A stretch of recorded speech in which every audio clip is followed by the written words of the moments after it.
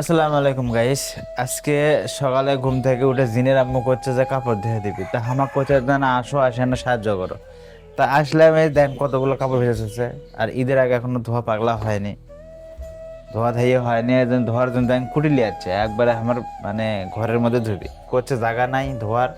তার করছে এই জায়গাতে ধুই, কি আর করবো। তা হামা করছি ধোও, পানির ব্যবস্থা করে দিচ্ছি, মোটর রেডি করে দিচ্ছি। আমার কাপড় ধোয়ার ভালো জায়গা নাই, না পাই এখানে ধুচ্ছি।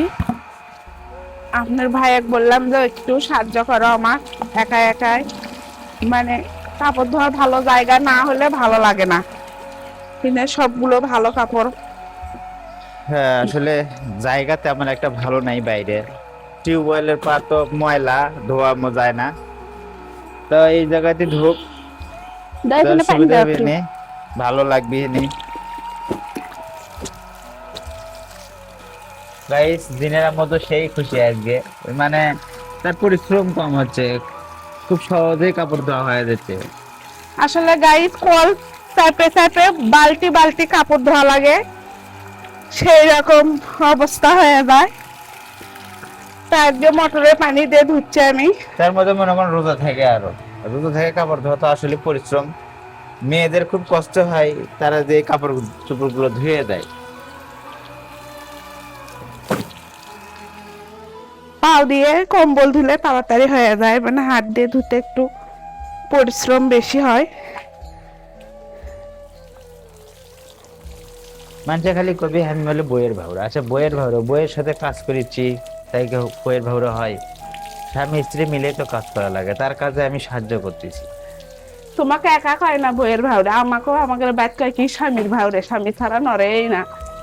কক মানুষ স্বামী স্ত্রী কেছে মিলেমিশে থাকা, তা মানুষ যাকে সহ্য হয় না তারা তো এগুলো কথা কয়, যাকে স্বামী স্ত্রীর মধ্যে মিল কম তারা এগুলো কথা কবি। দাও এটা উপরে ভালো করে ঝেঁকে নেড়ে দাও।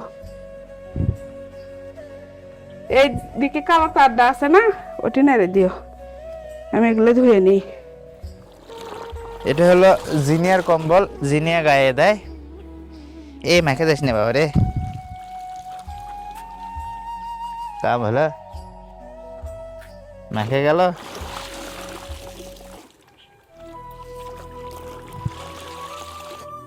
হ্যাঁ,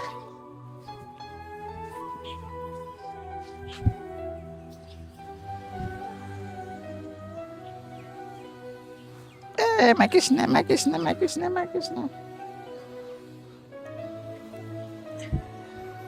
তোমার ফ্যান নিয়েছি, থাক এরকম। হ্যাঁ, হাত লাগিয়েছে। এখানে হাত লাগে গেল। হ্যাঁ। হাই রে, প্যানের বেলটাও খোলনি। না অঙ্কে থাক, শুকক পরে খুললে হবে। প্যান মধ্যে টাকা বাঁচলে, হ্যাঁ বাসলাম তো। বা তো প্যান উল্টো করে ধুয়ে দাও নি।